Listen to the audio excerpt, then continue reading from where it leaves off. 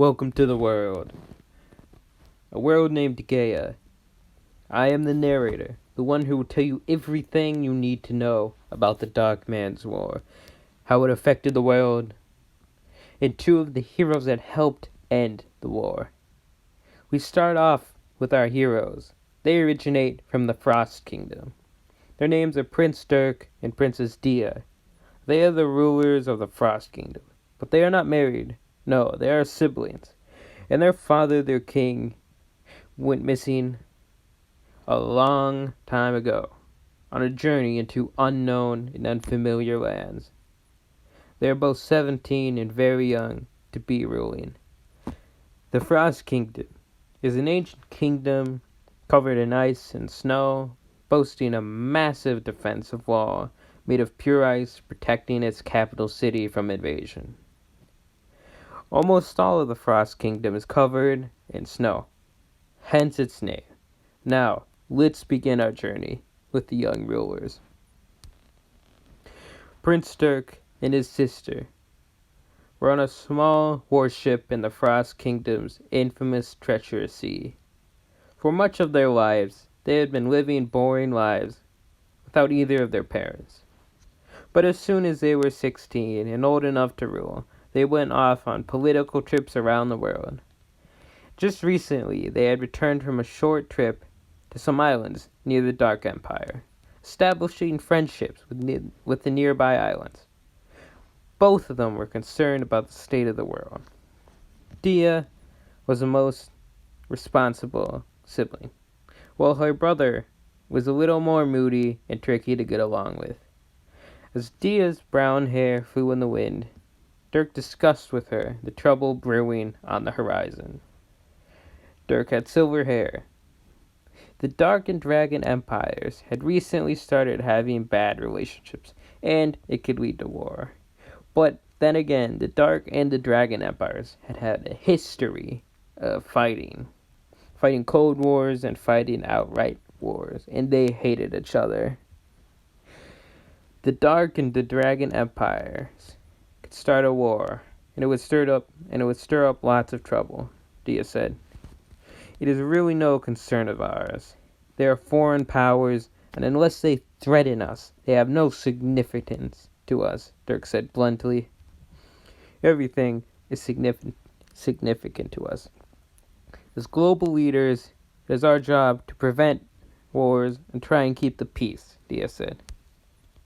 There's no need to get mad. I'm just saying that it's better for us to stay out of trouble because we can make enemies, and that would mean our kingdom suffering, Dirk said. It's true that it would harm us, but at the same time we cannot let a war get out of control, Dia said. Well, the real question should be asked. What can we do about it? Do we just send the rulers of both kingdoms a letter and say, "Don't fight, it will hurt us," Dirk said in a sarcastic tone.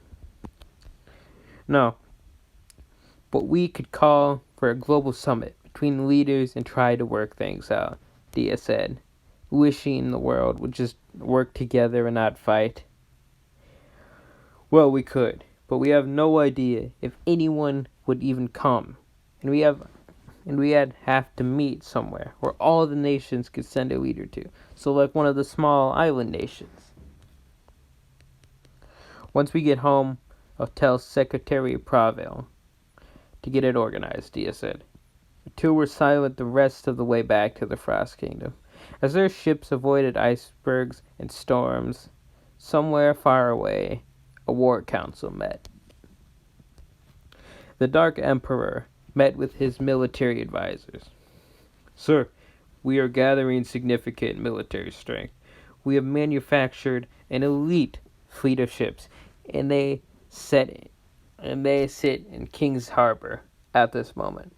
Furthermore, in the military ranks, we have gathered a sum of about 100,000 soldiers ready to bear arms in war against the barbaric Dragon Empire. Supreme General Bao told his emperor.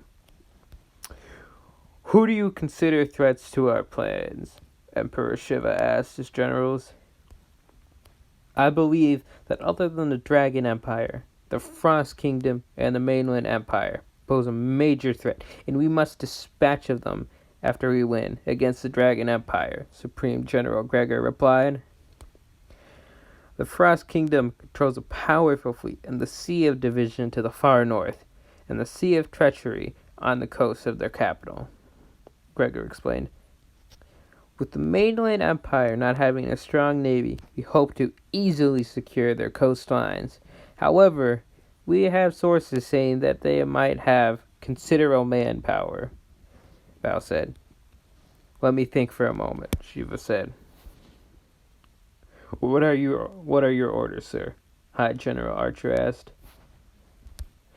Invade the Dragon Empire. Send half the fleet into the Sea of Tension. Then send the rest of the fleet to capture the Keist Islands and build naval bases there. And prepare an invasion force to attack the beaches along the Sea of Division in the Frost Kingdom. Do not authorize an attack against the Frost Kingdom without my direct consultation, Shiva said. Dismissed, Shiva said. Tell the princesses that they will soon celebrate victory in the capital of the Dragon Empire, Amachi, he said to the Empress Histema. The end of episode 1. Hello, I am your post narrator. I would like to thank you for listening to this audio story. This was the end of the first episode. I would like to thank you a second time for listening to this. I know it might not be good, and I might not be a good writer, but I do it because it's fun, and because I enjoy it. So thank you once again for listening. If you would like to support it, please consider giving a like, hitting the subscribe button. Let me know what you think in the comments below. Am I a good writer? Am I a bad writer? Let me know. I would like to hear your honest opinions. I do not know when I will be releasing the second episode, but I would like to keep these episodes concise and short, but good enough to let you guys get the general idea of the story. I will also be releasing things to help you guys understand it. I have drawn a map of my world, and I will be displaying this on my YouTube channel probably before I actually start to release these episodes. And for the entirety of the series, it will just be me, your host, your narrator, me. I might put in some other voice actors, but I have not decided that yet. But I just want to keep these episodes short and concise. Anyway, thank you once again. Support this if you want. Tell me your comments. I want to know what you think. Anyway, I hope you have an excellent day, an excellent night. Goodbye.